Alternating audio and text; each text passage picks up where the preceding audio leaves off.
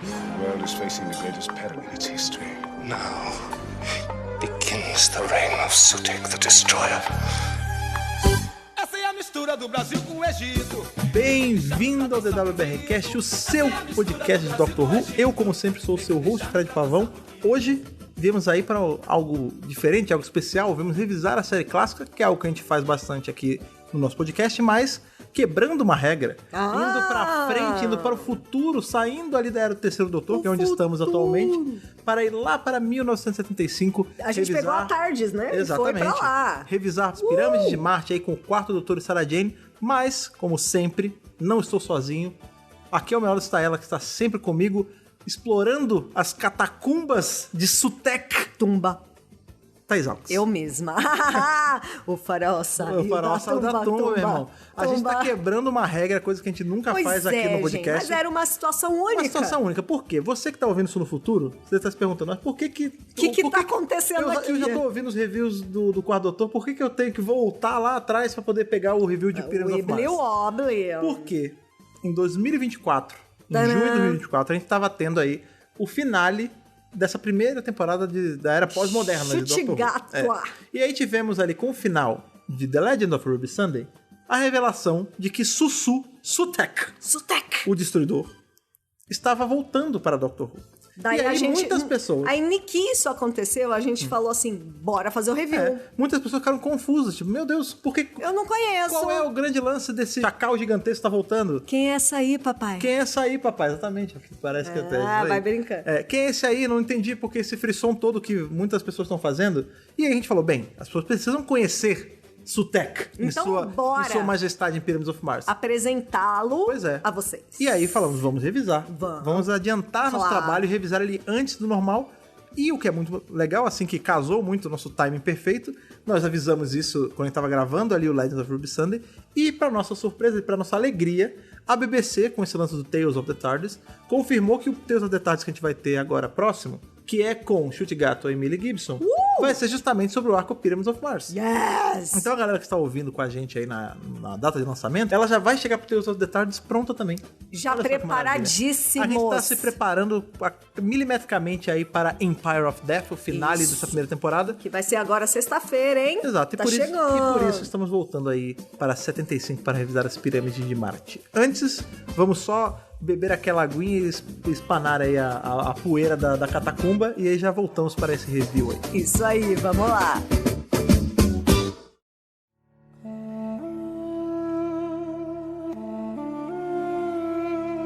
Pra você que deu play aí, né, em Pyramids of Mars a primeira vez, não se espante, você não está vendo um filme da Hammer, nem um filme da Múmia da Universal, você tá vendo o Doctor Who série clássica, né? É isso aí. A gente tem aí com o começo desse arco, como, né, o título já dava muito a entender, a gente vai ter uma carga egípcia muito grande, né? Com certeza, né? Então você tem aquele começo que é bem... Os filmes clássicos, né? Da Múmia. É isso. A Múmia. Mas pra mim, ele tem muito cheiro dos filmes da Hammer mesmo. Até por conta da cor, a estética da época dos anos 70 e tudo mais. Então parece tanto... A cinematografia. Isso, obrigado. Parece muito com isso e parece muito também com os episódios de Chapolin do Egito. E eu não tô falando isso como uma coisa ruim, tá? Eu gosto sempre de dizer isso quando eu comentar. Porque a estética da década de 70, Chapolin, né? as pessoas acham que eu tô falando que é ruim. Não, eu de verdade, eu vejo esses episódios antigos de Chapolin, eu acho muito legal. Assim, esses que ele ia pra vários tempos diferentes, locais diferentes e tudo mais. E aí tem muito esse cheiro, sabe? Você vê os caras, Porque os vassalos é a estética entrando. da teledramaturgia dos anos 70. Por isso que Chapolin parece tanto com a série clássica da era Tom Baker. Se parece, né? Tudo dessa época parece um pouco, né? Sim. Tipo, sítio do Pica-Pau. Porque as tecnologias, né, da época, então ali as câmeras, as iluminações, figurino, sim. Até a forma como a televisão, ela já estava desenvolvida. Então não parece mais tanto teatro como era lá nas eras do primeiro e segundo Doutores. A TV já estava elaborando ali uma forma de fazer que era só dela. Ah, não, nessa época, a gente tá falando agora de 75, né, que foi que o arco foi ao ar. Ele é dividido em 4 partes, inclusive é legal falar isso, né, foram 4 semanas que ele rolou aí, a gente tem 80 minutos de arco, mais ou menos, né.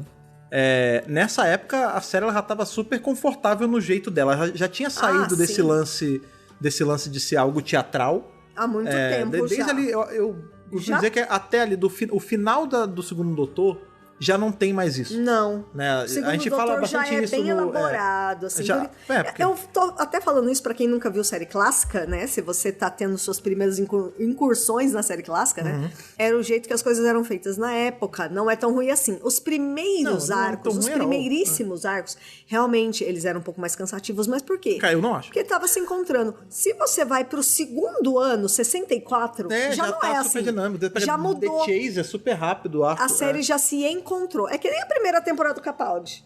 Toda a primeira temporada é assim. Né? Mas enfim, então é por isso que essa estética dos anos 70 é toda meio parecida. Muito predominante. No arco em si, né, a gente vê que tá tendo essa expedição ali pra uma catacumba, né? Que eu até brinquei no... Tumba-la-catumba, exatamente. Tumba.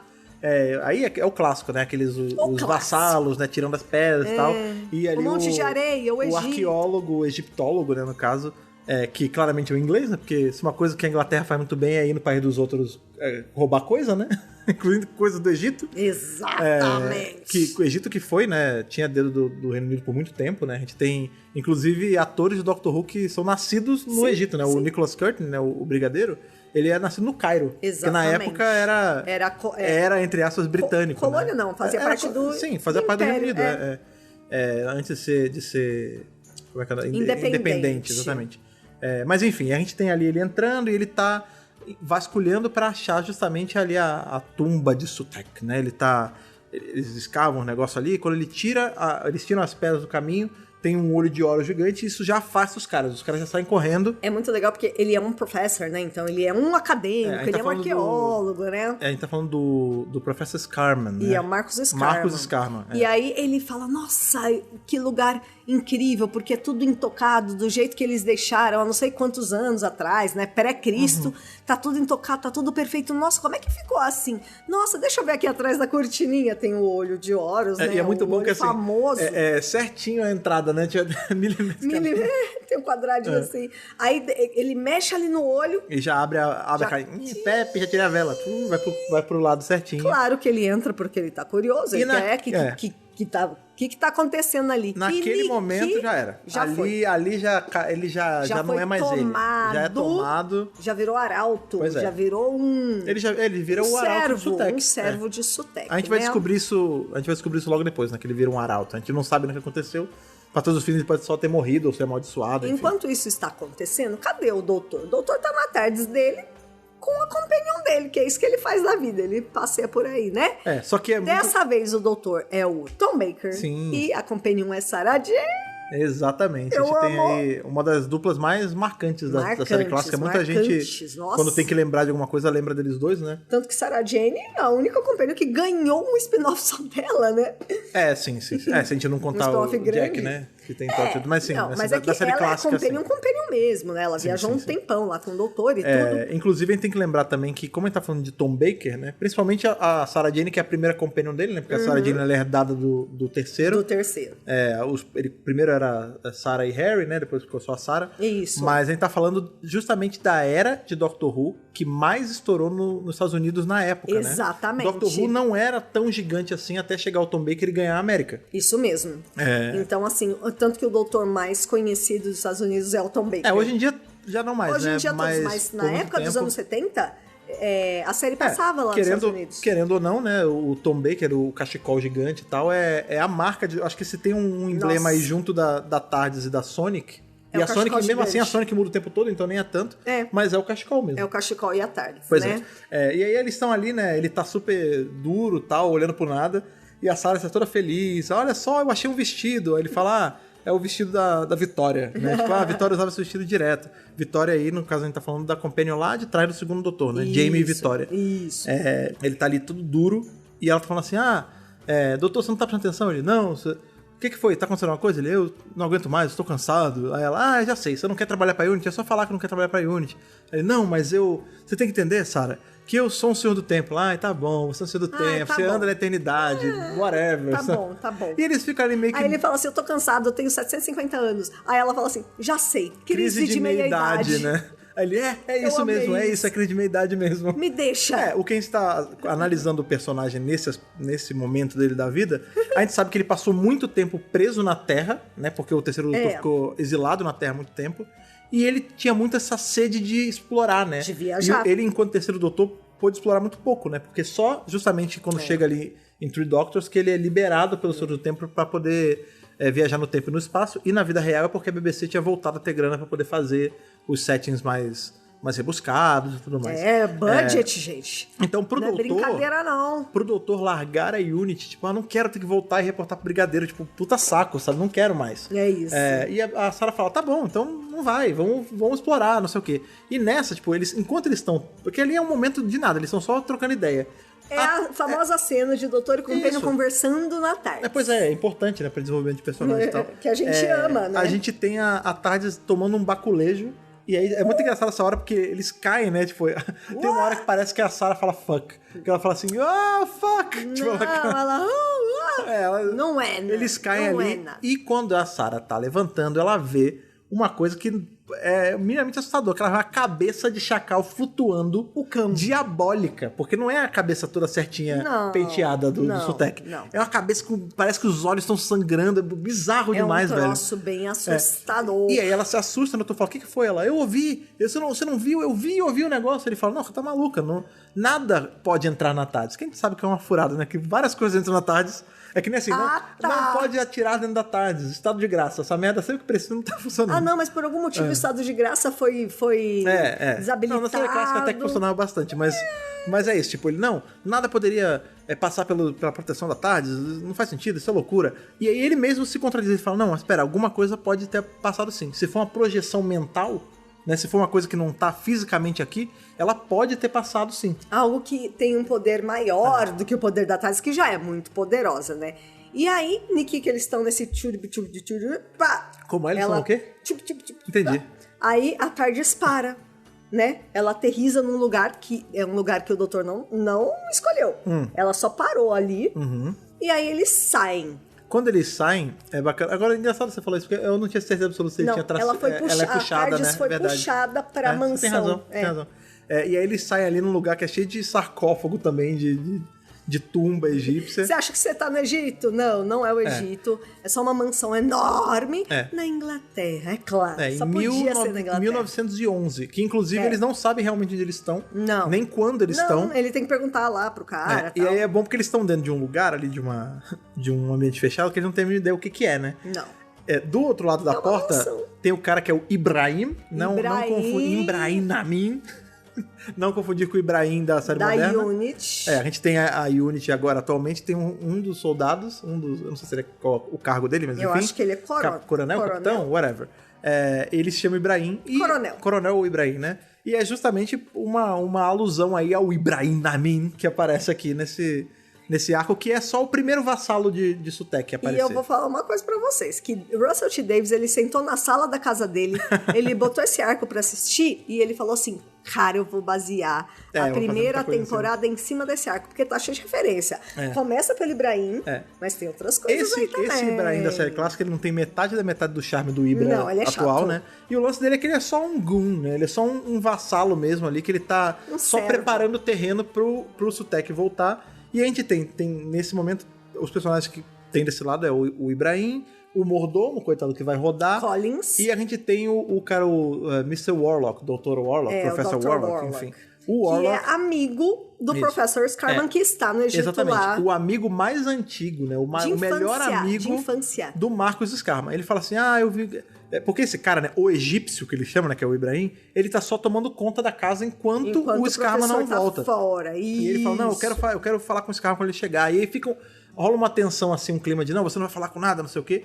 Até o momento em que a gente vai ver que o mordomo, ele vai ser morto, né? Primeiro ele vai falar com o doutor e com a Sarah, porque ele tá ali olhando, tá de butuca no papo do Ibrahim com o Warlock.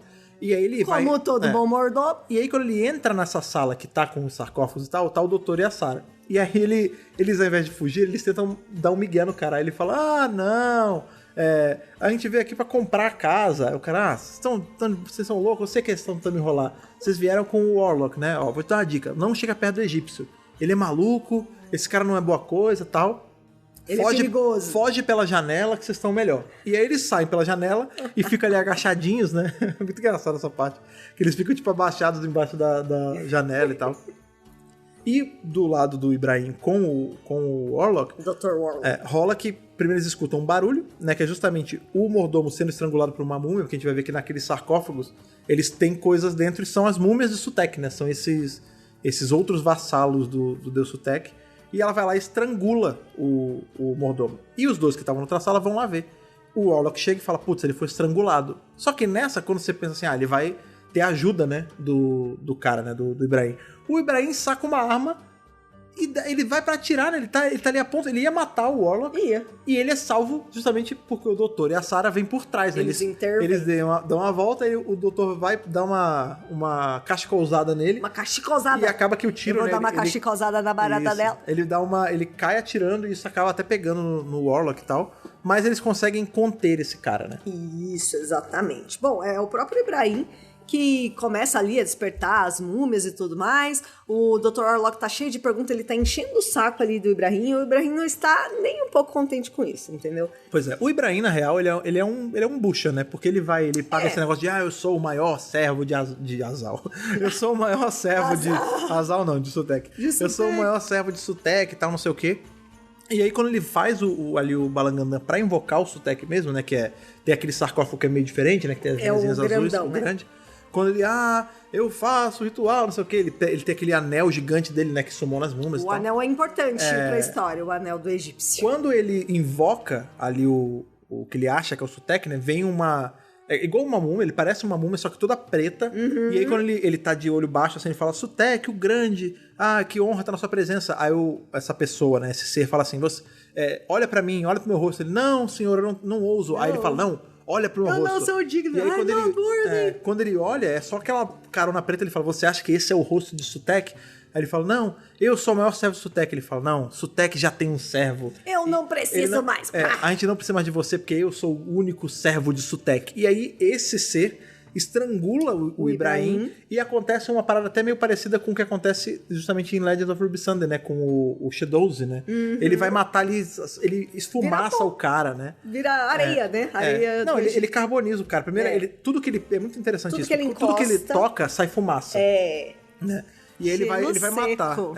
Ele vai matar o Ibrahim, e aí logo depois que ele mata o Ibrahim, ele assume a forma do Skarman. Do Skarman. Então sabe aquele cara, o primeiro que apareceu no arco, que tava lá no Egito pesquisando o sarcófago? Então, ele volta, só que ele volta bem morto-vivo. É o mesmo ator, né? Ele tá só que ele tá todo zumbizão, tá com a cara branca zumbizésimo, assim, tá esquisitíssimo. E aí ele é o grande arauto. Ele é o grande arauto, que ele que vai ser a pessoa responsável por todas as ordens que o Sutekh vai dar durante o episódio. Exatamente. Junto disso, né, junto de todos os personagens, a gente ainda tem mais dois personagens que são importantes. Um é muito importante e o outro é um pouco importante só. Que um é só o cara ali que ele serve pra correr das múmias. Que é não lembro nem qual é o nome dele, o carinha da boina. É o cara... O jardineiro. O jardineiro que trabalha ali na mansão, né? E o outro é o outro Skarman. Laurêncio Skarman, que é o irmão do Marcos Skarman. Lawrence, eu não tenho total absoluta certeza disso, mas eu gosto de acreditar que o nome dele é Lawrence por causa de Lawrence da Arábia, né? A gente tá falando Pode ser que sim. É um filme consagrado e tudo mais, a gente tá falando de um arco egípcio, né? Mas enfim. E esse outro Skarman, diferente do irmão que era um maluco do cacete, né? Que foi lá pra virar arauto do Sutekh, ele é um cara muito de boa. E ele acaba sendo meio que o outro companion desse arco, né? A grande cena dele é porque ele tá ali pra poder saber o que se deu do irmão dele. Que o irmão dele, né, o Marcos, sumiu tem muito tempo, veio esse egípcio maluco pra ficar aqui. Tá estranho. Ele também tem um lance que ele é um professor também, ele também é um cientista, só que ele não é um egiptólogo, né, ele é o outro ólogo que ele é um cientista de coisas espaciais, gente. Né? Ele tem um negócio... pesquisando uma coisa sobre o lance dele... Físico, ele deve ser físico. Ele tá fazendo um negócio pra se comunicar com Marte. Né? Tipo, enquanto o irmão tá com esse lance da egiptologia, né, de vasculhar a tumba e tudo mais, a parada dele é usar essa máquina, que ele até falava o nome, pra poder se comunicar com Marte, né, ver frequências de ondas espaciais e tudo mais. Essa máquina também é legal porque quando ele tá, nesse momento que a gente vai ver essa máquina, que é um pouquinho mais pra frente no arco, já tá o doutor, a Sarah e ele juntos, né? Já. E aí ele tá falando com a Sarah e tudo mais, ele fala, como é que vocês sabem tantas coisas? Por que vocês estão com essas roupas? Ela fala, não, mesmo com essas roupas, você tem que... nós somos viajantes do tempo. Aí ele fala, isso é preposterous, né? Tipo, você tá zoando com a minha cara. Ela fala, não, é sério, mesmo com essas roupas aqui, eu vim dos anos 80. E isso é muito importante, por quê? Porque a gente sabe que a Sarah Jane é uma companion, né, na visão do mundo real, 70. Que veio pra série dos anos 70. E isso ajuda a reforçar todo aquele lance que a gente tem quando se passa a Unity, é nos anos 70 ou nos anos 80? Isso é tão all over the place que a própria série brinca com isso, né? Exato. Mas fato é que a Sarah, ela vem dos anos 80. E aí ela fala assim, não, a gente é dos anos 80 mesmo. A gente viaja no tempo. E o cara, por muito tempo, ele não acredita. Não, ele não... E o doutor fica de olho nessa máquina. E ele fala assim, essa máquina aqui, você inventou ela 40 anos antes do que ela deveria ser inventada. Ele dá até o nome certo da coisa. Ele fala, não, como é que você sabe disso tudo? Ele fala, essa fala é muito bacana do doutor, que ele fala assim, eu tenho a vantagem de ser intelectualmente mais avançado porque eu vim da frente, mas às vezes eu não sou também. Tipo, não é sempre... Às vezes eu venho de trás também. Pois é. Aí ele fala, mas beleza, você quer me mostrar como funciona essa máquina? Me mostra. Tipo, e o cara fica super feliz, fala, você quer mesmo ver? E ele tenta ali fazer, a máquina quebra. Não dá certo. O doutor fala, não, mas tá tranquilo, ó, eu tenho esse outro gadget aqui. Aí ele saca. Parece um troço, aí tem uma antenona. Não, mas walkie-talkie com a antena, né? Uma coisa muito tecnológica, tem uma antena. E aí ele consegue realmente... Eu adorei. Pegar o contato ali, né, dessa onda que tava vindo pela máquina, e eles conseguem descobrir que essa onda tá vindo de Marte. E o que a mensagem fala é que é pra tomar cuidado com o Sutekh, porque ele está voltando, né? O deus da morte está vindo.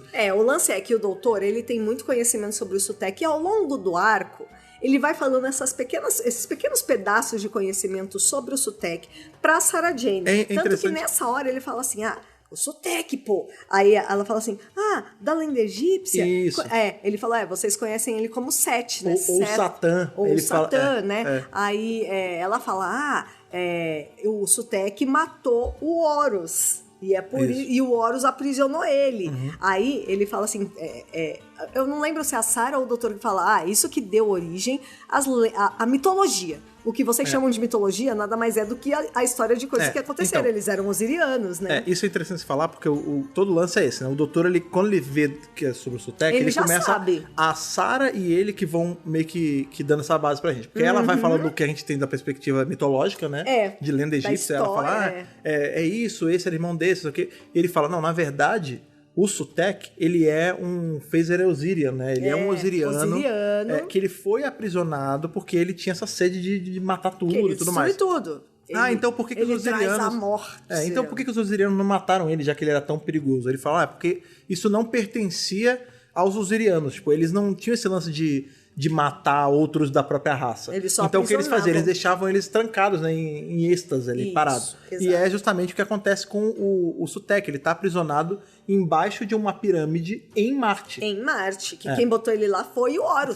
Foram os outros osirianos. Na verdade não foi só o Horus, né? Ele fala. Mais foi o grupamento... 750 osirianos. Não sei quantos osirianos se juntam pra conseguir. São 750 deuses do mito. Então, você vê como as coisas que aconteceram viraram a mitologia da nossa história humana, né? E isso é uma coisa que eu acho muito legal, porque rola um lance meio Eram Deus Astronautas, né? A gente tem deuses, coisas que são idolatradas na Terra como deuses, nada mais eram que seres de outros planos, outros planetas que vieram pra cá. Mas o Dr. Who faz isso o tempo inteiro. Exato, o Dr. Who faz muito isso. Eu acho que, assim, puxando da cabeça aqui, eu acho que os que são mais preeminentes nisso é justamente o Sutekh, né? A gente pode considerar o Azal um pouco também, né? Porque o Azal era também um outro ser que pega e ele é ao diabo, mas na verdade ele é de um outro plano e tudo mais. E a gente tem, nos quadrinhos, não, nos livros, a gente tem justamente a Ishtar, né? Ali na Virgin Adventure, a Ishtar, que é essa deusa antigona e tal, na verdade ela é uma alien que cai na Terra, e o Gilgamesh, né? Que encontra com ela primeiro, aí ela tenta lurar ele, não consegue e tudo mais. Então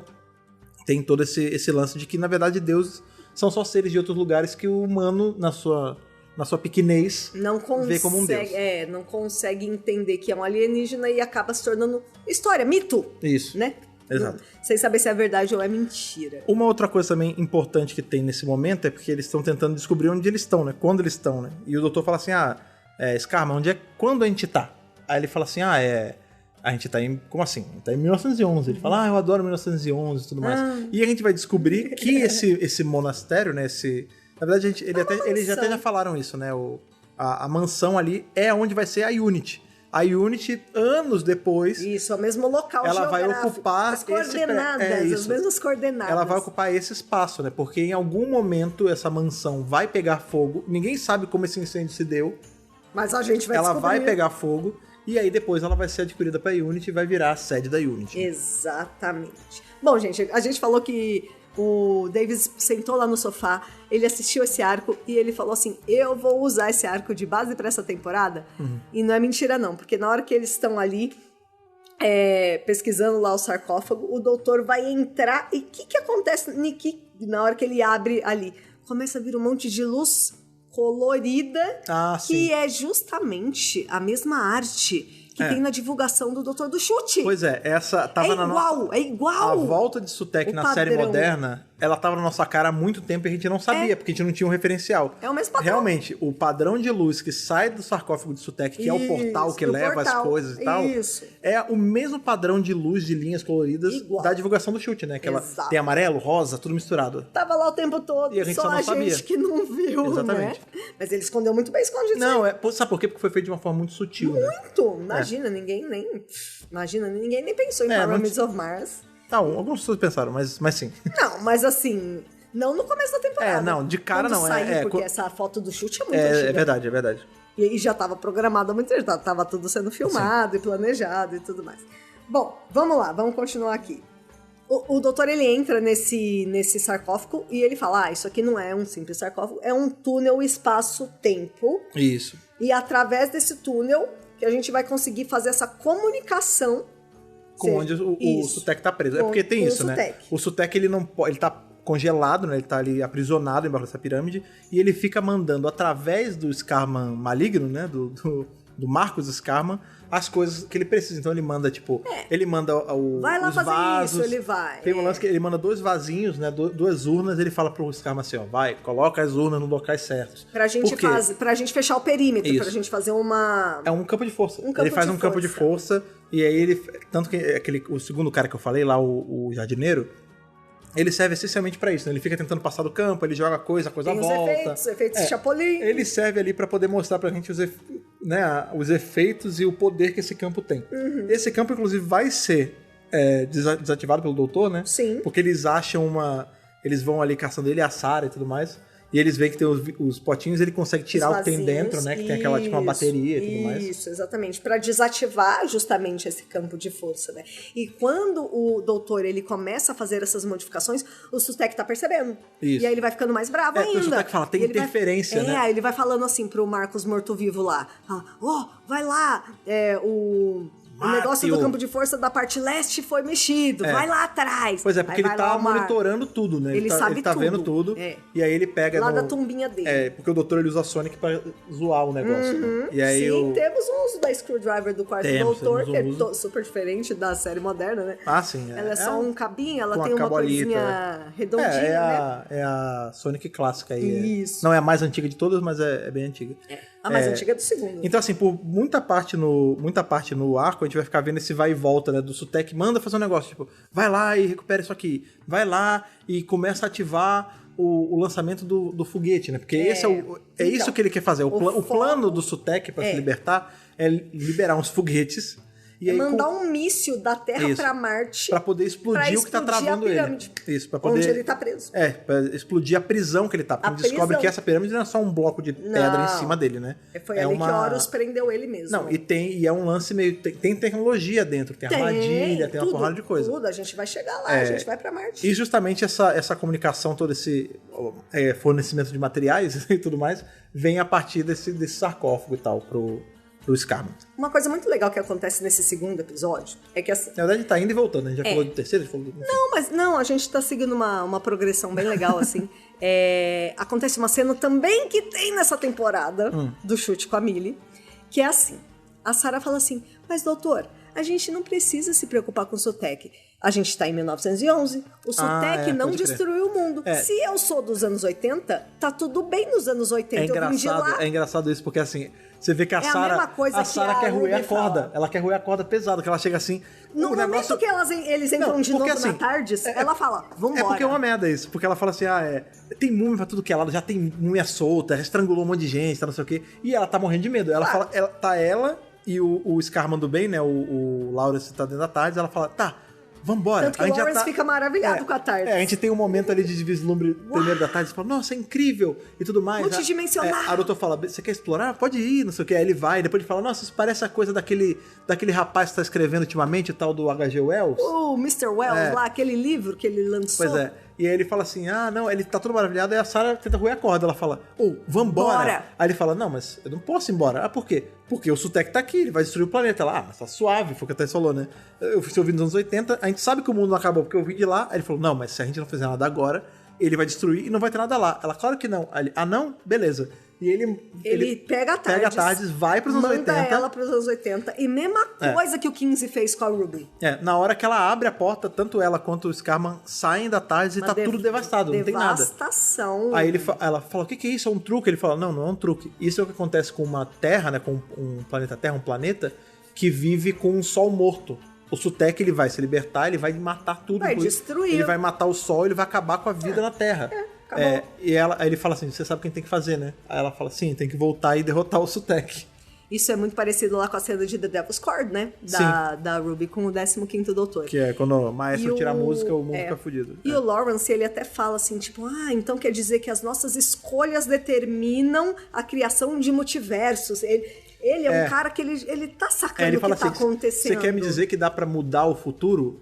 Que o futuro você pode escolher o futuro? Isso. A doutora fala, escolher não, mas você pode moldá-lo, né? Você pode shape the future, né? Através das suas ações. A partir das suas decisões, você pode ir para um futuro melhor ou pior, né? E aí isso é uma coisa assim, é interessante falar, porque muita gente pode se questionar, tipo, porra, mas então se eles já viajaram pro futuro sem derrotar o Sutekh, a Sarah não deveria deixar de existir, porque em tese ela nasceu depois? Não, porque ela tá protegida ali pela TARDIS, né? Não porque ela é parte da viagem, né? E também porque existe o ripple effect, né? Quando você faz uma alteração, não é automático que muda. Não é as assim. Coisas, elas vão... essa onda, é que nem uma pedrinha que você joga na água, ela vai fazendo ondas que eventualmente chegam na pessoa. Então, assim, se ela... É um what if.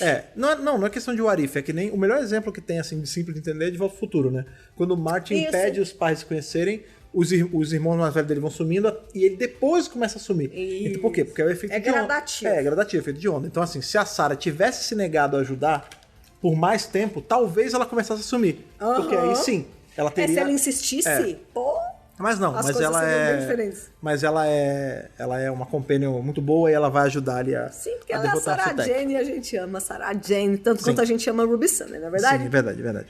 Enfim, a gente então vai agora pro terceiro episódio. Chega uma hora que eles saem da TARDIS, eles chegam na mansão e as múmias estão lá. As múmias é muito engraçado porque elas vão todas durinhas. E é claro que ia ter o embate, né, das múmias com o pessoal. Nesse rolê também o coitado do jardineiro roda, né? Porque ele tadinho, ele é perseguido pelas múmias. Ele é perseguido pelas múmias e as múmias matam ele com um abraço. Oh, meu elas Deus. dão um aconcho nele, porque elas são peitudas, né? Elas vão apertando até o cara morrer. Que bela forma de ir, né? Que belo fim, né? Que belo fim que ele teve. Morreu entre 2 pares de peito de múmia. É o sanduíche. É o sanduíche. Não, enfim, e aí eles estão lá... A dança do machiste e o jardineiro no meio com 2 múmias fazendo sanduíche. É isso aí. A gente tá falando jardineiro, a gente não sabe nem se é jardineiro. É jardineiro mesmo? Na verdade, não é jardineiro. É outra pra guarda-caça, sei lá que porra. É o servente, ele era o cara ali que tava na mansão. É o moço que cuida, né? O caseiro. O caseiro, obrigado. Detalhe que esse cara já quase rodou, porque ele foi atirar, tipo, ele começou a ver as músicas, ele ficou assim, meu Deus do céu, o que tá acontecendo aqui, não sei o quê. E ele vai vai com o trabuco pra cima pra onde as múmias estão e tal, ele dá um tirambaço nas costas do Scarman maligno. É verdade. E aí quando o Scarman, nessa hora o Scarman já tá falando com o Sutekh, né? O Sutekh já falou do Sutekh's Gift of Death. Aí ele vira, né? Ele vê o cara, Senhor Scarman, por que tá mancomunado com isso? Meu Deus, ele sai correndo. Aí o Scarman maligno só fala assim pras múmias, seek and kill. Tipo, procure e mate. Aí vai as múmias atrás do cara. Aí é o que vai acontecer o momento dança do machixe ali, que é o... Bem Vou lembrado. até corrigir. A dança do machixe, um caseiro no meio com 2 múmias fazendo sanduíche. O Fred falou bem aí que no finalzinho do primeiro episódio, é o cliffhanger do primeiro pro segundo, né?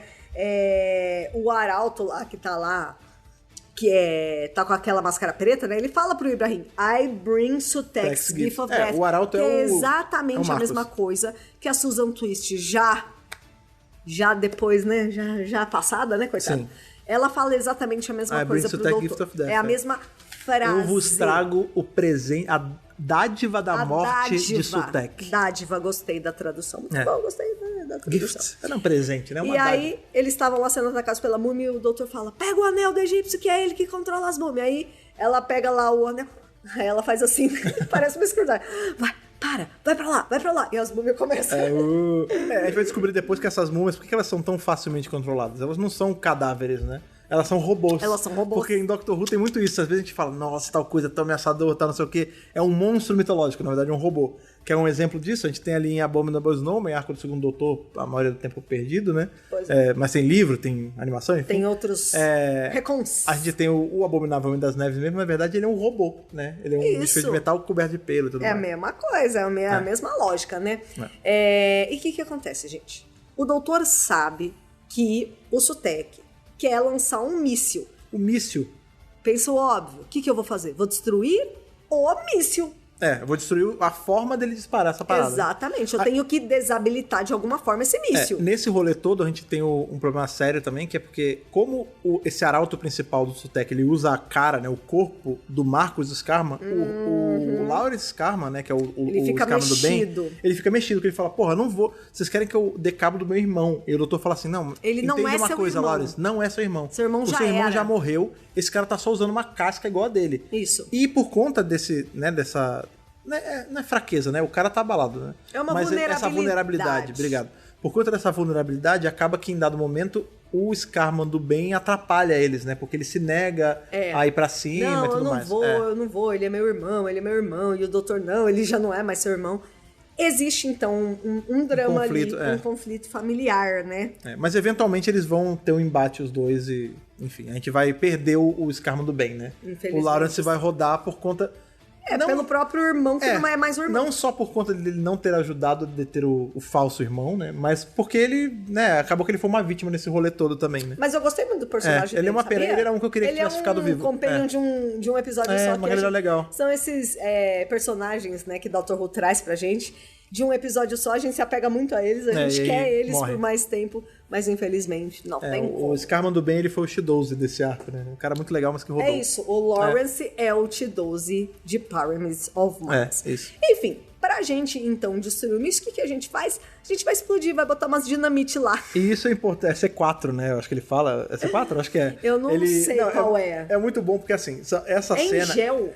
Então, C4 é em gel. Não sei. Eu não sei. Eu não estou familiarizado. Eu não sou especialista em explosivos, mas enfim. O tanto que eu sei de Metal Gear Solid, eu lembro que C4 é em gel também. Mas enfim, potência.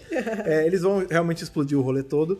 E aí é muito bom porque o doutor, ele nessa hora já descobriram, né, que a múmia é um robô, porque inclusive foi o Lawrence que descobriu. Foi o Lawrence. Quando ele desfez a múmia. Ele desfaz, ele puxa as faixinhas, as gases dela. E aí quando o doutor vê ali só o frame da múmia, né, ele fala assim, olha só essa múmia, é o disfarce perfeito, né? E aí corta a cena, tá o doutor disfarçado de múmia com a Sarah junto. E aí é muito bom, velho. E eles vão disfarçados pra pegar a parada lá, a bomba. É o Tom Baker mesmo, tá, gente? Não é o doutor, é o Tom Baker mesmo. E, assim, ele não tava muito feliz, não, de estar enrolado como múmia. Mas ele tava mesmo, né? Ele tava mesmo. É muito bom, porque não tem porquê ter sido o Tom Baker, né? Ele até se machucou e tudo, ele ficou bravo com essa história, mas era ele mesmo.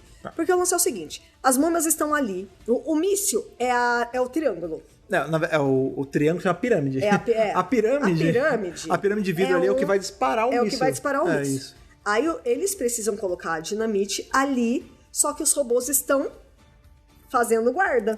As múmias estão tomando conta dali. Aí, então o doutor se veste de múmia pra fingir que é uma múmia pra colocar a dinamite no local. Ele vai todo durinho. Antes disso, ele vai tem uma coisa importante. Ele faz direitinho. Antes de se disfarçar de múmia, ele vai com a Sarah pra dentro desse barracão que tem os explosivos. Pra pegar a dinamite. Aí eles estão lá procurando, aí a Sarah pega... Toma aí, ó. Pá. A Sarah pega a caixa e fala, toma aí, joga pra ele.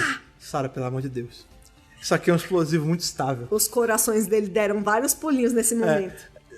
O que tem ele? Qualquer sacolejo errado, esse troço explode e explodir todo mundo. Aí a Sarah só fala ops. Não, ela mandou, ops. Muito bom, velho. A dinâmica deles é muito gostosa de ver. É muito legal. Parece o Nicolas quando faz coisa errada. Ops. Exatamente. Aí, enfim, eles estão ali ele já tá vestido de múmia, tá com a caixa de explosivo e tal, e ele vai levando ele sorrateiramente pra beira da pirâmide, aí ele só joga, tipo, no cantinho assim, puc, e vai saindo. Aí quando ele tá saindo, o Marcos chega. O Marcos chega e fala, ei, você! Aí ele já... Coloque lá o dispositivo de não sei das quantas. Pois é, ele tá...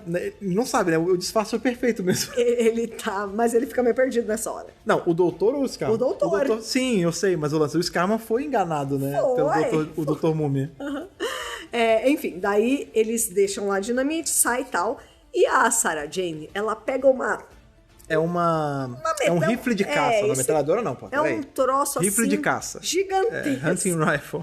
E o que ela vai fazer? Ela vai atirar nessa dinamite pra destruir o míssil. Esse é o plano. Ela tá longe. Isso é muito legal, porque a Sarah tá com distância enorme. Ela tá com um vestidão, né? Linda, então é tipo, bela, belíssima. Sabe aquele lance garotas de biquíni com metralhadoras? Ela é a garota de vestido com um rifle de caça. É isso. E aí, tipo, o doutor já colocou a bomba lá e o plano é, beleza, você vai dar um tirambaço no explosivo, ele vai explodir e vai acabar com o problema. Pronto, resolvido. E aí ela atira e você vê que ela tem, na ficha dela tem marksman, ela né? tem uma mirinha boa, né? Ela atira e acerta. Só que quando ela acerta, inclusive esse efeito é muito legal, que ela dá o tiro, aí a explosão começa, para e volta. Inclusive a gente vai ver... Ela dá um reverse, assim. E aí é o que o doutor fala, o Sutek, ele tá conseguindo conter a explosão com o poder dele. E a gente vê o próprio Sutek falando isso pro Scarman depois. Sim. Ele fala assim, porque o doutor ele vai conseguir ficar ali...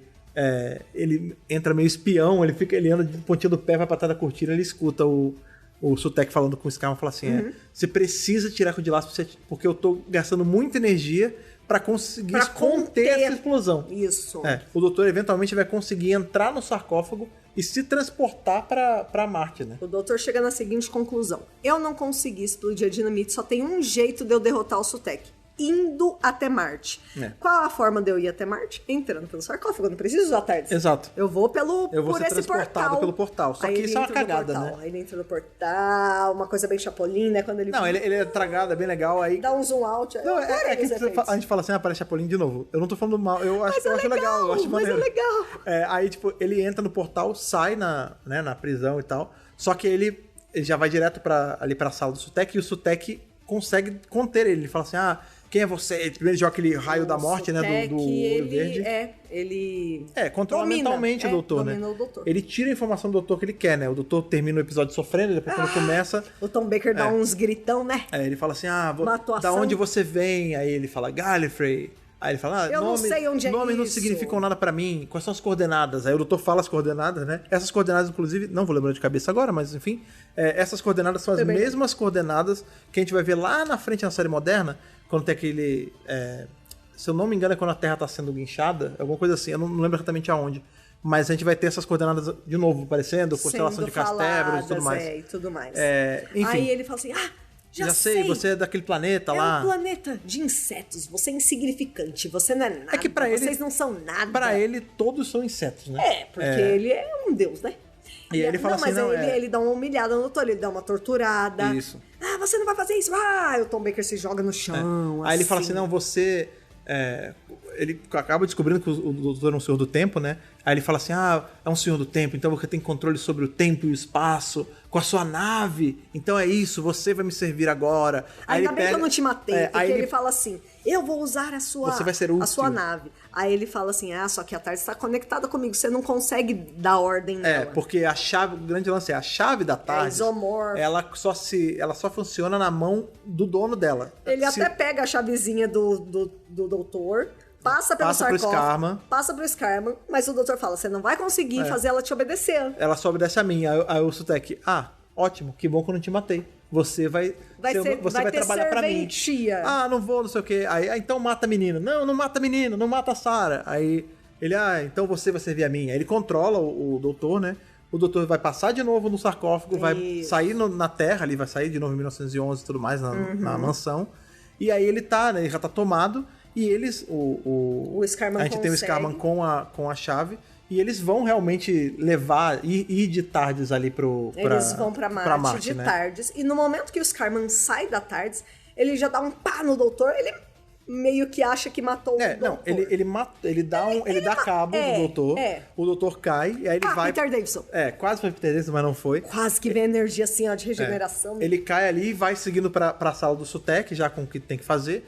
E aí tá o doutor caído, a Sarah escuta um coração. Já começa a chorar ali, escuta outro coração, vê que ele não tá vivo. E, não, doutor, por quê?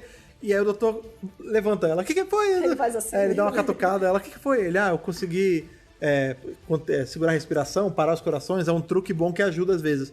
Ela, mas você tá controlado pelo SUTEC? Ele fala, não, o SUTEC achou que eu tinha morrido. Então ele me soltou no trânsito. Livrão. Onde é que a gente tá?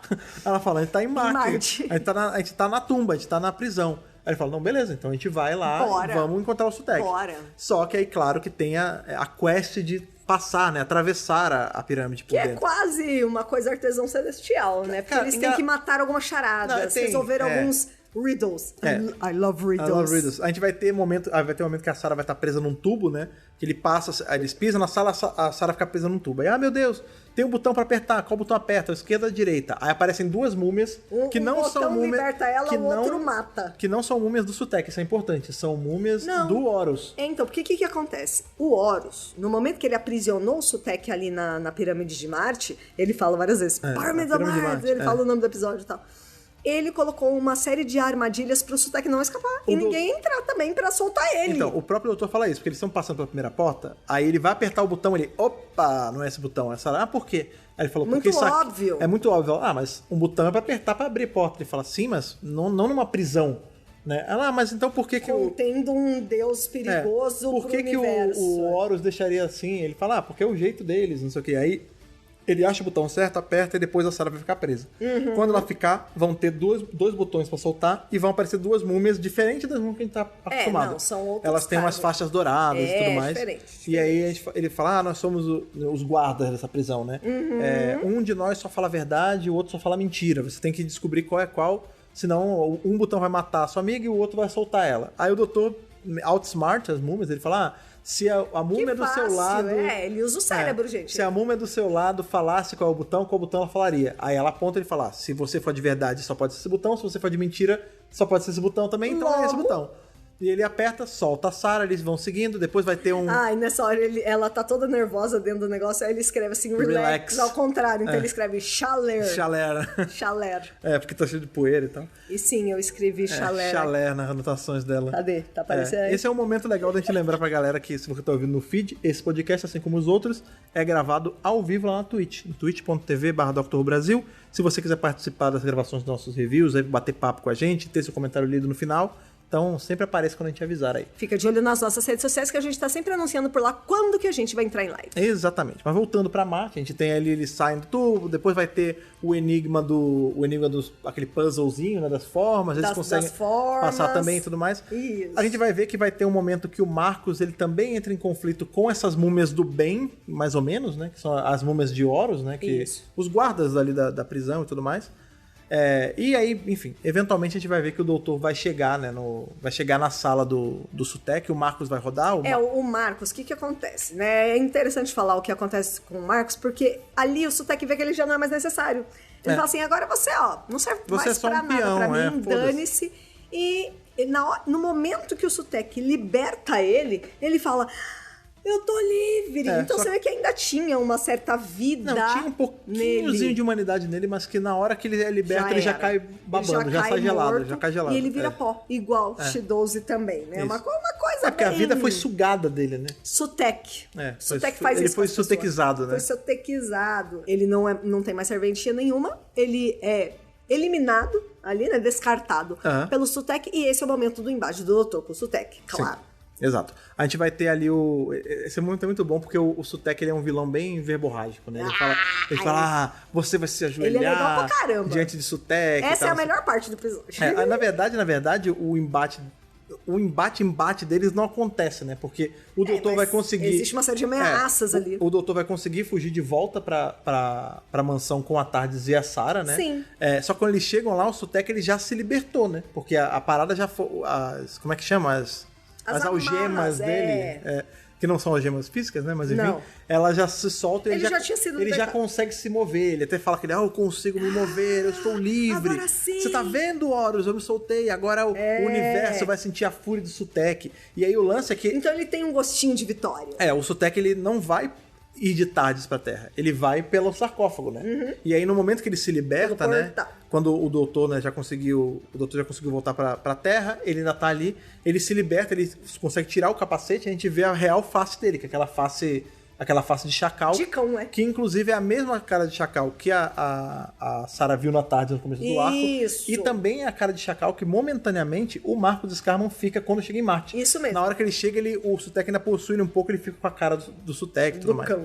E aí quando ele se liberta ali, o cara de chacal, né? Ele tá passando pelo portal já. Agora eu vou chegar na Terra, eu vou invadir, eu vou destruir tudo. E aí o doutor já tá na Terra, esperto. né? Porque qual foi a malandragem? Já tá esperando ali, ó. Qual foi a malandragem dele? Por que ele fugiu pra... Porque você pode pensar assim, a primeiro momento. O doutor fugiu do Sutekh, voltou pra Terra pra quê, né? Ele podia ter ficado lá e enfrentado o cara.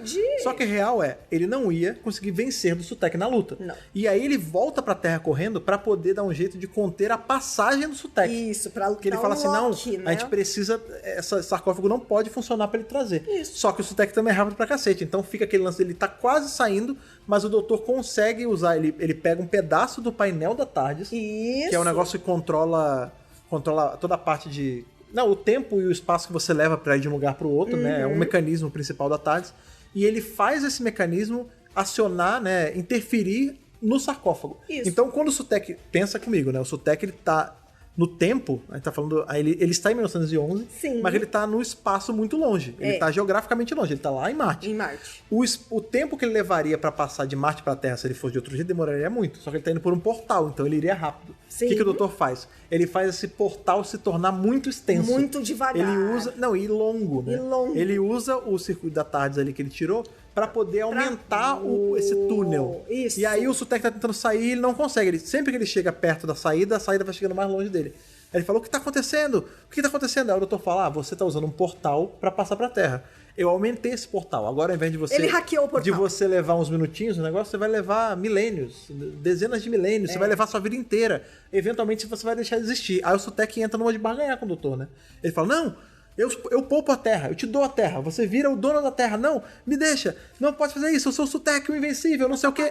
E aí você vê que ele vai ali, ele vai ficando pra sempre e eventualmente ele morre. Porque a gente sabe que não morre, porque ele vai voltar agora, mas... Ele é preso no corredor da eternidade. Ele fica locado, ele sai de uma prisão para ir pra outra prisão, na verdade, né? Que ele fica ali no corredor da eternidade. Exatamente. E o doutor fala isso, derrotamos o Sutekh. A Sarah fala, mas nossa, foi tão simples. Ele fala, ele vai ficar, ele tá fadado a ficar ali preso, tá não sei o quê. Ou seja, também não morreu, só tá preso em outro lugar. Ele tá preso num Ele saiu de um caminho lugar eterno, né? pra ir pro caminho onde ele ficou preso. Só que aí por conta disso, né, o doutor esquece de regular a passagem de calor, né, por conta da extensão ali do hack e tudo mais. E aí o negócio esquenta e sai um fogão. Puta vida! Dá um momento ali... Tá pegando fogo, meu? Churrasqueira controle remoto do Faustão. Quero ver apagar essa merda aí. Aí pega fogo, ela fala, meu Deus, tá pegando fogo. Aí ele fala, nossa, eu esqueci de regular a temperatura, vamos embora daqui. Ela, mas vai pegar fogo aqui o lugar. Ele fala, pois é, vamos logo antes que dê a culpa pra gente. Já me basta o último incêndio que eu causei que caiu nas minhas costas. Já me basta 1666, que é o grande incêndio de Londres. Incêndio de Londres. Ele fala, não, esse aí já tá na minha conta, vambora. E eles pegam a TARDIS e vão embora pra próxima aventura. Acabou. E aí a gente descobre o porquê que esse lance que a Sarah fala de putz, mas ele não teria como destruir aqui porque eu nasci no futuro. Sim. Se a gente parar pra pensar na timeline de eventos ali da Terra, né, a história da Terra como um todo, o Doutor e a Sarah sempre estavam, já estava escrito, já iria acontecer esse momento em que eles iriam pro passado para derrotar o Sutekh, e na derrota do Sutekh eles causariam esse incêndio e fariam com que a casa eventualmente virasse o negócio da Unity e tudo mais. Sim, que é o local que vai sair. O incêndio serve para comprovar isso, né? O fato de que o incêndio já era algo historicamente falado prova que eles já teriam ido lá. No futuro deles, eles teriam ido pro passado, causado um incêndio e tudo mais. Exato. Por conta de ter derrotado o Sutekh aí. Ou seja, é algo que sempre aconteceu. Já tinha acontecido. Pra eles não, mas pra história da Terra já tinha acontecido. E aí isso foi Pyramids of Mars. A gente tem aí um arco que... É um arco cheio de ação, né? Eu gosto muito desse tipo de arco. Ele não é parado, não. O tempo todo tá acontecendo coisa. Porque a série clássica tem muito esse estigma de tipo... nossa... a série clássica é lenta, porque é antiga. Gente, a gente tá falando de 70 e pouco. Lento é o corredor da eternidade que o Sutekh ficou preso. Esse é mais lento que fila do INSS. Nossa. Esse é longo. Mas esse é o lance, tipo, a gente pega esses arcos que... Eu digo mais, assim, até na própria... Mais antiga, assim, tipo, na Era do Primeiro Doutor, como a gente falou no começo do podcast, né? Já tava bem dinâmico. Já tem episódios que não são tão lentos, assim. Tipo, isso é uma coisa muito do começão, né? Aqui é um arco super dinâmico, cara. Eles vão pra Marte, eles voltam. Não, é muita coisa. O Sutekh pega coisa e sai flutuando. As múmias matam o cara, tipo... É óbvio, né? Você não vai ter o nível de ação e de velocidade de uma série contemporânea, mas isso é normal. Se você pega uma série dos anos 90, uma série dos anos 80, também nem é assim.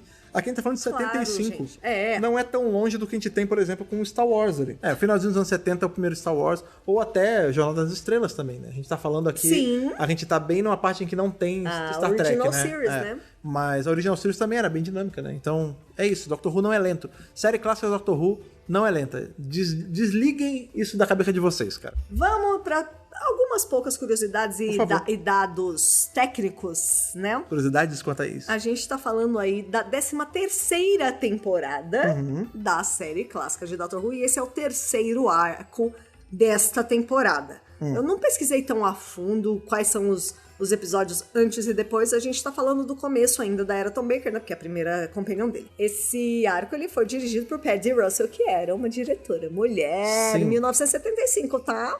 O arco foi ao ar de 25 de outubro de 75 a 15 de novembro do mesmo ano. Uma curiosidade muito legal que eu não sabia é que durante toda a série clássica só teve uma vez que o Doutor foi pra Marte, e foi aqui.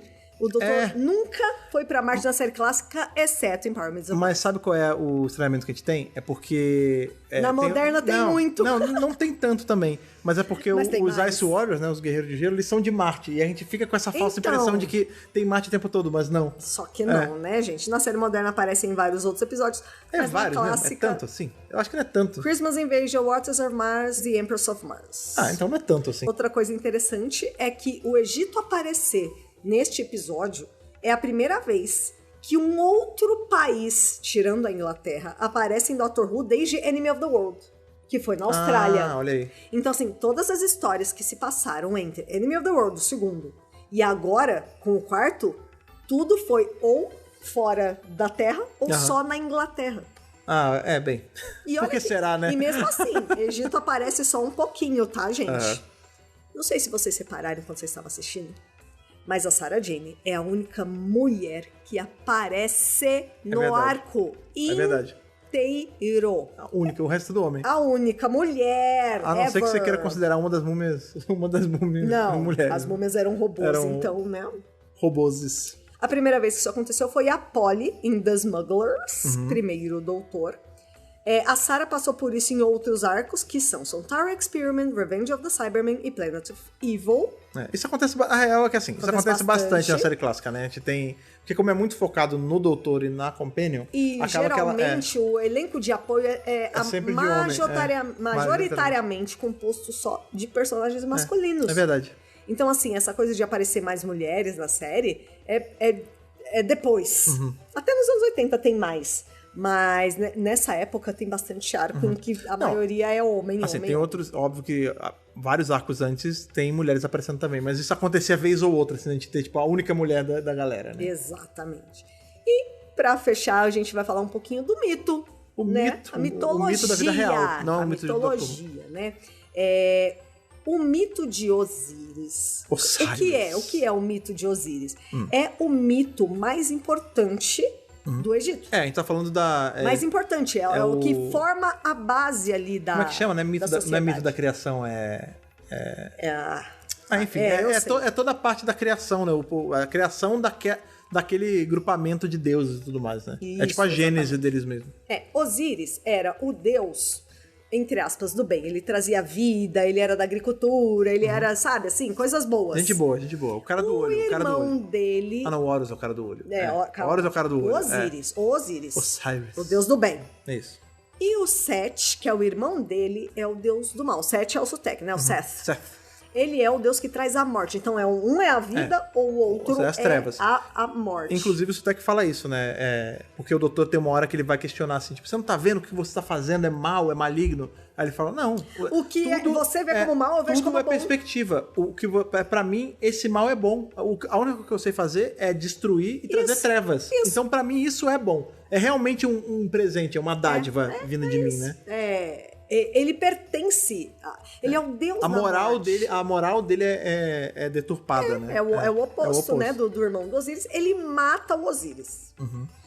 Aí... Isso não é Doctor Who, né? Isso no mito, o mito mesmo. Ele mata o Osíris. E aí, a irmã deles, que também é esposa de Osíris, ou seja... Osiris casou com a própria irmã, que é Isis. Sim. Ela consegue rejuntar o Osiris através das partes que o Sete havia destruído, com a ajuda de uma outra irmã, que é a Nephthys. Olha a história, Tá né? gastando o egípcio. Vai brincando. Ela remonta o Osiris, juntos eles têm um filho, que é Horus. Olha aí. E o Horus destrói o Sete, porque o Horus havia matado o pai. Então o Horus destrói o tio. É isso. Certo. É isso. Ok. Que havia matado o pai dele. É um lance meio Macbeth, não é que tem isso? É uma história familiar. Quer dizer, Macbeth é um lance história meio... familiar. Então, na verdade... Sempre é um caso de família, né? O Horus só tá vingando a morte do próprio pai. Que também é... Que morreu antes dele primo, nascer. tio, whatever. Que é tio pai tio. Meu Deus. E a mãe dele é a Isis. É isso. Então, assim, é muito legal, né? Quando o Dr. Who traz essas coisas de mitologia. Ela vai brincar com outras mitologias, né? De novo. Temos deuses do Ragnarok também aparecendo nas histórias. Então, foi legal falar disso, porque eu comentei mais cedo que... Eu adoro quando o Dr. Who trabalha com esses temas. Eu dei os exemplos, né? A gente tem o Azal, tem o Seth e tudo mais, mas existem vários outros momentos na série, né? A gente tem o deus do Ragnarok ali, que são aqueles 3 deuses que lutam contra o Sétimo Doutor em Greatest Show in the Galaxy. Isso. Também, né? É um mito nórdico que vem pra cá. A gente tem o próprio lance do Fenric, que também pega muito de mitologia nórdica. A gente Morgana. A gente tem a Morgana aparecendo no Battlefield também. Que aí é um pouco da mitologia, né? É a mitologia da própria Inglaterra, né? A gente tem na série moderna. Anglicano. Isso. A gente tem na série moderna, a gente tem o Diabo aparecendo, né? Em Satan's Pit. Também. Tem então, vários. Se você for chavocar, tem vários exemplos. E eu amo mitologia. Então, assim, quando o Dr. Who trabalha com esses temas, a gente sempre fica muito animado. Sim. E o David muito divertido trazer o Sutekh de volta é muito legal, né? Porque, querendo ou não, é trazer também essa parte da mitologia do Egito de volta pra série moderna. Pós-moderna. Pós-moderna agora, né? Então, eu acho que acima de tudo, assim, fora o fato de estar trazendo um vilão da série clássica de volta ao moderno. Uma coisa que muita gente pediu, né? Traz vilão da série clássica de volta. Ele trouxe. Eu acho legal porque você justamente faz esse resgate de Doctor Who não ser uma coisa puramente sci-fi o tempo inteiro. Tipo, isso. Ele brinca com esse lance de ser um pouco fantasia, um pouco esses épicos de... Ele toma essa liberdade. Que no fim do dia acaba sendo sci-fi, porque a gente sabe que, por exemplo, aqui a gente descobre que, na verdade, Sutekh, os Osirianos, essa galera toda, Horus, blá, blá, blá. Eles, na verdade, não eram deuses, eles eram aliens, né? Eles se tornaram deuses aqui na Terra para compreensão humana, mas eles eram alienígenas de um outro lugar. E por conta disso, eles têm acesso a muita tecnologia. Então, a gente está falando de um deus egípcio, em tese, que está lidando com foguetes e mísseis e números na parede tecnológicos. Exatamente. Prisões, robôs, sabe? Essa mescla que o Dr. Who faz de, tipo, a múmia ser uma múmia, mas ser uma máquina. Cara, e, tipo, é muito legal. E isso legal. É uma coisa que eu amo. A série clássica, ela fazia muito, e eu gosto muito disso. Fazia muito. É muito divertido, porque... É muito gostoso. Vai naquele lance que a gente fala, né? De toda a magia, todo o misticismo, na verdade, é só uma tecnologia que não foi explicada ainda, né? Magia só é uma tecnologia que ainda não foi descoberta. Exatamente. É muito maneiro, cara. Eu gosto muito de Pyramids of Mars. É muito legal. É um arco divertido de ver. É um arco que, inclusive, apesar de eu ser um cara que apoia a pessoa ver tudo na ordem, já que a gente teve que quebrar nossa ordem pra fazer esse review hoje, esse é um arco que eu acho que assim, meu amigo quer começar a ver a série clássica, eu não sei o que eu mostro pra ele. Tá aí. Pyramids é um bom arco. Pyramids é divertido, ele tem Ele segue a fórmula do tipo, a doutor chega em um lugar, resolve e vai embora, se você não sabe quem é o doutor, ou não sabe a função da certo. Companion, o arco ele tem essa função de te ensinar, porque ele fala, eu sou o Senhor do Tempo, eu tenho 750 anos. Fala de Gallifrey.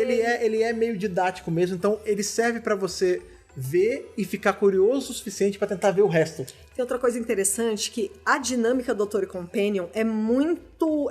ela é muito bem trabalhada com o Quarto e a Sarah. Eles são bem... Existem duplas de Doutor e Companion que são muito matadoras, assim, que funcionam perfeitamente. E Quarto e Sarah é uma dessas. Eu acho. Eu gosto também. Eu acho que eles são... Os Companions do eles são um exemplo, sabe assim?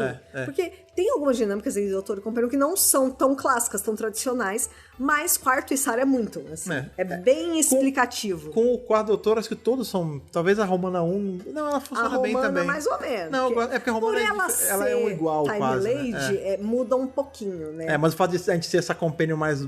entre essas básicas, né? Que ela precisa de explicação e tudo mais. Com a Lila é muito bom também, a gente vai ver depois. E a Sarah Jane, ela é a jovem daquela época. Ela representa a garota dos anos 70. Ou 80. 80. A gente tava até falando disso, né? Porque a gente tem a galera que viu mais a série moderna, né? Que não viu a Sarah Jane antes, na série clássica. Pra vocês, a Sarah Jane é uma senhora de 40 e poucos pra pessoa anos. Que não viu Mas ela era jovenzinha nos anos 70, A gente vê ela de volta na série ali já com o Tennant, aí você a gente tá falando da primeira temporada dele, né? Já é século XXI. Então ela já é mais senhora e tal. Tem muita gente hoje em dia que é fã de Doctor Who que começou a ver por conta de Sarah Jane Adventures, né? Por conta da TV Cultura e tudo mais. Eu falei, né? A única companhia que ganhou o programa dela. E aí tem essa imagem dela na cabeça de tipo, ela é uma senhora. É uma tia. E não, tipo, a Elizabeth Sladen nessa época, ela era linda, cara. Ela era tipo... Linda. Era uma parada meio Avengers, meio Bond Girl, Charlie's Angel. Ela era bonitona, cara. O cabelinho todo bonitinha. Sim. Eu adoro ela. Ela mora no coração, assim. Ela é uma companhia muito amável, Sim. assim. E falando em amável, que não é tão amável, né? Nosso amigo, não tão amigo Sutek, ele também, na série clássica mesmo, né? Na série de TV, ele só tem essa aparição. Isso. Ele vai ter agora de novo na série moderna e com a volta dele na primeira temporada da Era Pós-Moderna. Mas ele teve outras aparições ao longo de Doctor Who no universo expandido. A gente tem ele aparecendo, um dos que eu gosto mais, é justamente no quadrinho ali do 10º Doutor, né? Que é o The 10th Doctor da Titan Comics. Sim, que a gente temos review aqui no DWBcast. Já tem review, exatamente. Que a gente vê ali toda a trama, que ele tá usando o filho dele, né? Que é o Anubis, que muita gente fala, pô, mas o rosto do Chacal parece o Anubis. Então, o Anubis é o filho de Sutek na continuidade do Doctor Who. Isso. Ele usa o filho pra voltar pra Terra, consegue de uma certa forma, mas acaba que o filho dele ajuda o doutor e depois vira companion dele. Isso é muito legal. A gente tem o Sutek voltando também. Tem outras aventuras dele contra o 4º Doutor, na Big Finish também. Sim. Tem ele contra o 7º Doutor e a Bernice Summerfield, já nos áudios da Bernice mesmo. Que é muito legal, porque nesse, por exemplo, às vezes do 4º Doutor, que eu lembro de cabeça assim, tem áudios isolados, né? Áudios que tal coisa de Sutek, aí é com o 4º Doutor e tudo mais. Mas com esse da Bernice, toda aquela coleção que saiu dela era em cima do lance de ter o Sutek voltando, ele tava na capa e tudo mais, né? Então, tipo... Cara, que massa, o Sutek, ele vira e mexe, ele aparece, assim, no universo expandido, o que é muito legal, e isso faz com que ele seja um daqueles vilões que, por mais que na série de TV tenha aparecido super pouco, ele apareceu só essa vez, né? Ele é um vilão super bem trabalhado, ele é visualmente legal, ele tem um certo carisma mesmo sendo o vilão. A gente gosta de odiar ele, né? Mas ele é o máximo. Você olha aquela máscara é o máximo. É linda. Você quer fazer cosplay daquela máscara, ele entendeu? fica relentado ali ao lance dele, né? Ao arco dele só. Mas mesmo assim, ele fica muito no imaginário popular. As pessoas vivem lembrando dele. Quando fala... Sempre Sutek a gente mesmo. é um vilão de Dr. Who. As pessoas lembram que Sutek é um vilão de Dr. Who. Agora mais ainda. A gente fala, putz, Sutek tinha que voltar. E que felicidade não é que veio? de ver que a gente tá tendo aí... Veio muito aí. O Sutek's Gift of Coming Back. Na série. Exatamente. Mas enfim, é isso aí. Já que a gente tá nessa aí de falar o tanto que a gente gostou, o quanto a gente gostou do Sutek e tudo mais, vamos pra aquele momento onde a gente fala, a gente precifica, a gente dá em números ou em doutores quanto a gente acha que esse arco vale. Então eu queria perguntar pra você, Thaís, minha escavadora de tumbas. Ai, meu Deus, que medo que eu fiquei. Qual a sua nota de Hartnell Agatua para Pyramids of Mars, aí do 4º Doutor? Olha, eu vou dar uma jodezinha honesta aqui. 13. Uma jodezinha honesta. De novo, né? A gente tá falando de um arco clássico, não por ser da série clássica, mas desses arcos que a gente sabe que tá sempre por aí no imaginário popular. A gente sabe que Sarah Jane também é uma companhia muito famosa, né? Uma das mais famosas. Tipo, se você for nomear... Pergunta pra alguém, quem é uma companhia da série clássica? Todo mundo vai falar Sarah Jane, né? Sim. O 4º Doutor é o mais icônico também da série clássica, talvez não necessariamente o melhor, na minha opinião, né? A gente nem falou tanto assim do Tom Baker, a gente vai falar mais quando a gente entrar nos podcasts de revisão da era dele, mas assim, o Tom Baker, ele é um doutor muito particular, porque ele era uma pessoa, ainda não morreu, muito particular, né? Então, assim, ele tem seus pontos positivos e negativos. Ele tem o jeitão dele. Tem o jeitão dele, ele tem aqueles olhos esbugalhados, mas ele também pode ser meio grosso às vezes. Não, ele é o... Todo doutor é meio grosso. Mas ele o Capaldi é grosso pra caramba, eu amo ele. Ele é epítome do doutor esquisitão, né? Ele é o mais esquisitão que a gente tem. Sim. Exatamente. Isso é legal, esse é o jeitão dele. Isso é legal. De novo, trabalhar com mitologia, eu acho que é muito interessante quando o Dr. Who faz, e geralmente é bem feito, é bem trabalhado. Então, por conta de todos esses elementos, vou aí dar uma belíssima Jodie. 13 de 15. Jodie Whittaker. Tá valendo. Fred Pavão, agora eu quero saber a sua nota pra Pyramids of Mars. Te falar que eu assisti o arco, mas eu não fiquei pensando numa nota, assim, mas eu gosto muito desse arco, cara. É um arco gostoso de assistir. Eu assisti ele várias vezes. Você bota ali, você fica assistindo. Eu assisti ele tantas vezes na minha vida que eu quis legendar ele uma hora. De tanto eu vi, acho que 2 ou 3 vezes. Você deve ter visto muito mais. Sim, porque ele é isso, ele é um arco gostoso. Eu acho que ele tem uma característica até que é meio única. Alguns arcos têm isso, que é aquilo que eu tava falando de ser um arco introdutório, né? Porque se você quiser soltar um arco na mão de um amigo seu e falar, vê isso aqui que é maneiro, é dessas séries antigonas que é legal de ver. E aí e aí The Pyramids of Mars eu acho que funciona. Funciona super bem pra apresentar a série, sim. Vocês sabem que eu sou o cara que dificilmente eu dou notas baixas, geralmente eu dou notas muito altas, então acho que hoje vai ser mais uma nota alta.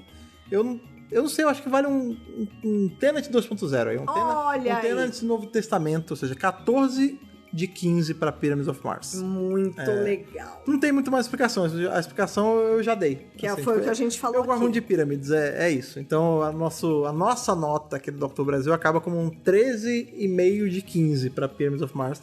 Que é uma nota justíssima. Uma nota mais do que honesta. Mas eu quero saber da galera que tá com a gente na Twitch, lembrando pra você que está ouvindo nos feeds, que todo podcast nosso é gravado lá na Twitch, em twitch.tv/Dr. Brasil. Você entra lá, você fica papeando com a galera enquanto escuta a gente gravar, e ao final do programa você tem a sua nota e seu comentário lido, que é o que a Thaís vai fazer agora. Com certeza. E teve uma pessoa aqui que acompanhou você na sua nota. Inclusive, ele não justificou, mas ele só falou assim, David Tennant 2.0. O 14. Que é o 14, né? Okay. Foi o Bruno Henrique Souza. Sim. A gente teve aqui uma nota curador, que é o combo X dele, deu um curador. Não, mas eu acho que ele tá falando que o Tom Baker era... Ele é um verdadeiro... ele não. Não é a nota, é o Tom Baker. Ele tá comentando sobre o Tom Baker. Tem que tomar cuidado, porque o Tom Baker é o curador. Um dos. Tem os curadores aí, hein? Vamos lá. A Ana Clara falou que minha nota é 13, me acompanhou aqui, ó. Certo. Foi muito legal ver finalmente o famoso Quarto Doutor e a Sarah Jane juntos e o monstro tão falado.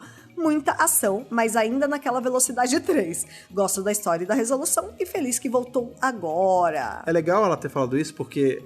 Foi o que eu falei, né? A gente tá fazendo fora da ordem. Super! Normalmente a gente estaria fazendo um arco aí do Terceiro Doutor e tudo mais. É. Mas pelo que ela tá falando, é a primeira vez que ela viu o quarto... finalmente ver o Quarto Doutor famoso. e Sarah Jane. Então até pra isso é legal não tá tirando da ordem. Até pra provar como esse arco ele funciona sozinho. Exato. Também, né? Você não precisa ter um conhecimento... visto toda a temporada. Um conhecimento de anos de série clássica pra isso. Você não precisa ter visto 13 anos de Doctor Who pra isso, sacou? É isso. O David Nas te acompanhou 14 de 15. Adoro a dupla Sarah e Quarto Doutor. É sempre bom revê-los em ação. A direção desse episódio é impecável. O começo no Egito é uma excelente escolha de ambientação. A viagem do Doutor para os anos 80 e o paralelo com a nova temporada só melhora o arco. Pra mim é isso. Viu? O Davis, ele veio pra inclusive ampliar teve a importância. Teve uma pessoa, não lembro quem foi, que deu a nota do Legends of Ruby Sunday, que ele falou assim, eu tinha feito uma nota, e aí eu assisti o Pyramids a conselho de vocês, e quando eu voltei, eu achei muito melhor. E aí ele melhorou Legend. a nota. É isso mesmo. Sim. Tá vendo? Como, porque eles se complementam, eles vão se né? complementar. Eu acho que assim, o final ele tá vai falando complementar que... mesmo. O final é um two-parter, né? O Legend e o Empire of Death, mas na verdade ele é quase que 3 episódios, que você ter esse... Ele tem um prequel. Esse extra. Ele tem exatamente. Um ele funciona, os episódios funcionam muito melhor. O Ranger Sentai Fake tá sempre aí com a gente. Disse que a minha nota é 14 de 15 e te acompanhou também. É um dos meus arcos favoritos da era Philip Hinchcliffe. Sim. Ele tá acompanhando. Esse cara sabe das coisas de produção. E do Quarto Doutor no geral. Gosto bastante do estilo utilizado nesse arco e amo a dinâmica Sarah Quarto Doutor. É uma dinâmica muito boa. É uma dinâmica que, sinceramente, é quase imbatível. O Arthur Piorotti disse que não viu o episódio, mas tá dando 15 pro podcast. Ok. Gostei, tá valendo. Gostei, um chute, né? Mas, como eu sempre gosto de falar, não se baseiem só na nossa perspectiva da coisa toda. Apesar de eu gostar de vocês confiarem a gente esse privilégio de ser aí eu sou um ador de opinião pra você. Vai assistir, cara. Deus. Vai assistir, porque a série clássica é sempre uma oportunidade. Eu invejo aqueles que não pegaram a série clássica pra ver ainda, porque eu consigo lembrar a primeira vez que eu dei play na série clássica. É muito gostoso. E como eu fiquei tipo, cara, que irado isso. Então, é muito gostoso. Viva esse momento. Eu não vi toda a série clássica ainda, eu já vi um monte, mas é sempre gostoso. Mas esse eu já tinha visto, então eu não tive essa sensação. Sim. O Nação XCX falou: O arco foi ótimo, dou uma nota 13 de 15. Mas porque estranhei o doutor, foi o meu primeiro contato com ele. Aí. Tá vendo? É um doutor novo. Então, assim, as pessoas ainda não estão sentindo o Tom Baker. Assim. Isso aí. Tipo, qual é a desse cara? Qual é a desse doutor? Que tipo de doutor Que tipo de doutor ele é? Ele é malucão, assim. Isso. Ele tem olhos esbugalhados, às vezes ele é meio grosso. Nesse ele não oferece Jelly Baby, que é uma coisa que é bem característica dele. Não oferece Jelly Baby. Vamos fechar aqui, ó. Cara, deu uma nota 13. Também tá ficando mais ou menos nessa média. Esse arco não tem muito errado, não. Eu amo a Sarah, mas sou meio pá das ideias com o quarto, ó. Tá vendo como ele não agrada todo mundo? O quarto doutor. Não agrada. Achei que a história se desenvolve bem e o doutor cara a cara com o Sutekh é cinema puro. Sim. Cinema.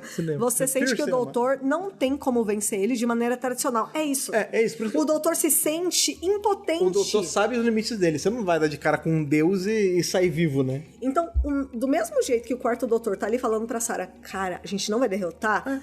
É o chute assustado no final. E eu acho... Sabe o chute super aterrorizado no final de The Legend of Ruby Sunday? É o quarto. Ele tá relembrando tudo que ele viveu ali com a Sarah Jane. E eu vou te falar... pode crer. Sabe? Eu vou te falar que eu gosto muito dessa...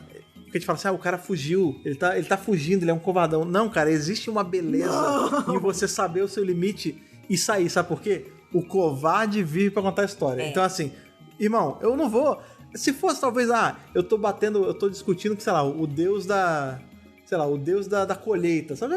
Foda-se, ele vai fazer o quê? Vai fazer o meu milho não crescer? Caguei. Tá Agora, eu tô lidando com o deus da morte, irmão. Se esse cara não vai com a minha cara, acabou pra mim. Então tá na hora de ir embora, cara. Você tá louco. Deixa eu só puxar um último aqui da Dé, que é nossa amiga Débora. Sim. Ainda vou assistir ao arco, não consegui ver ainda. Vou dar 15 para o episódio de vocês, pois curto muito o programa. Acho muito legal isso de Doctor Who, ter a possibilidade de aguçar a curiosidade dos fãs mais novos da série. Quero explorar mais a série clássica. É pra isso. Olha lá. E aí eu volto... Esse é o cerne da importância de trazer vilões clássicos. Eu volto para aquilo que eu falei no outro podcast que a gente gravou aí do Legend of Ruby Sunday, das pessoas que estavam dando notas baixas pro episódio, porque o Sutekh não quer dizer nada, como é que você quer que a gente tenha atração, que a gente tenha qualquer conexão com esse vilão que a gente não conhece? De novo, é injusto as pessoas lastrearem assim, porque todo vilão grande que aparece no Doctor Who, assim, que retorna, ele, como o nome já diz, ele tá retornando, né? Ele veio da série clássica, ele teve... Ele só tem um peso... O mestre só tem um peso gigante de aparecer pra você hoje, porque lá quando ele apareceu com, né, o Derek Jacobi e o John Sim, ele já era um callback da série clássica. Isso! Então, assim, é essa função do vilão da série clássica quando ele volta, ou de um personagem da série clássica. A pessoa vê, se interessa, gostar daquela história, se interessar o suficiente pra voltar pra série clássica. A gente tem aí... décadas da série clássica para as pessoas assistirem. Ou, por exemplo, né, vamos supor que você começou pela Era Jodie e você descobriu que o mestre era o Sasha. Aí você vai voltar e você vai ver que ele já foi a Missy, que ele já foi o Jacob, que ele já foi o Delgado. E tá tudo bem. Foi o Eric Roberts. Você vai voltar, entendeu? Você vai conhecer esses outros mestres. É isso aí. É sobre isso. Tipo, nem todo mundo começou a série no Eccleston. Tem gente que começou pelo Matt Smith. No caso do Sutekh, é verdade, no caso do Sutekh você ainda tem uma vantagem, olha só. Você tá vendo aí Sutekh agora em 2024 sendo interpretado por quem? Gabriel Wolf. E na série clássica ele era interpretado por Gabriel Wolf. É o mesmo cara. Porque é o mesmo cara. É o mesmo com 90 ator. E tantos anos hoje fazendo o personagem da vida dele. Ele mesmo fala, cara, o Sutekh é muito maneiro. Tipo, eu tô podendo vir com ele de novo. É muito um personagem que fez eu ter tanto fã em cima de mim, né? O carinho dos fãs por esse personagem maligno. Eu gosto que Doctor Who ele faz também muito isso, né? Traz muitos atores antigos, né? Sabe onde a gente teve também? Naquele episódio do Capaldi, que inclusive é o da Imperatriz de Marte lá. Sim. Que tem o Alpha Centauri voltando e é a mesma senhora fazendo a voz dele, a vozinha. Então, cara, é sobre isso, sabe? Você traz o monstro da série clássica, você traz o ator que fez ele junto, que se estiver vivo, né? E se ele não é de universo expandido que não tem um ator, né? Mas enfim. Exatamente. Mas enfim, cara, foi muito legal revisar Pyramids. Bom demais. Eu tava com saudade de revisar a série clássica, mesmo eu tendo que quebrar a minha regra, mas... Do que serve, legal, do que servem as regras se não para serem quebradas, não é mesmo? Mas não se acostume, porque o próximo vídeo da série clássica vai ser novamente... Não, a gente vai voltar. voltar. Do Terceiro Doutor, vamos voltar aí para Pertwee, vamos voltar à nossa normalidade louca de viagem no tempo. Até porque tô com saudade de Pertwee e de Grant. Exatamente. E da Unity, Brigadeirinho, né? A gente tem um pouquinho da Unity, foi no espaço físico da Unity. Nós adoramos a Unity da era... Todas as eras, eu amo a gente de toda qualquer era. É isso. Inclusive, o Unity está aí para retornar em Empire of Death, que é o finale justamente aí da primeira temporada da era pós-moderna, da era Chute. E eu estou muito empolgado, a gente tá há dias de ver o final dessa primeira temporada. 2 dias.